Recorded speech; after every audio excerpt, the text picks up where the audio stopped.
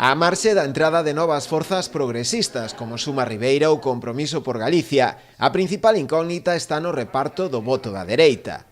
A irrupción do novo partido Barbanza Independiente, formado por ex-integrantes do Partido Popular e Cidadáns, supón unha ameaza para o actual executivo, liderado por Manolo Ruiz. As enquisas outorgan unha grande porcentaxe de intención de voto a esta formación, que no caso de algunhas sondaxes mesmo superan o Partido Popular. Pero a división vai moito máis alá do enfrontamento entre forzas políticas. A publicación dun artigo no xornal de tirada nacional ABC, sinalando o exalcalde popular Xosé Luís Torres Colomer como o promotor da nova forza conservadora, non fixo máis que avivar a polémica. Ademais da división do voto, o enfrontamento entre os dous partidos foi orixe tamén de numerosos memes e publicacións, que se fixeron virais a través das redes sociais. A propia Confraría da Dorna elaborou unha videomontaxe satírica que correu como a pólvora entre a veciñanza.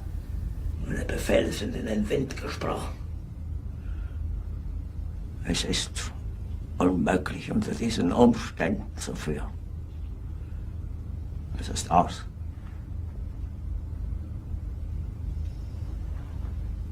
Der Krieg ist verloren.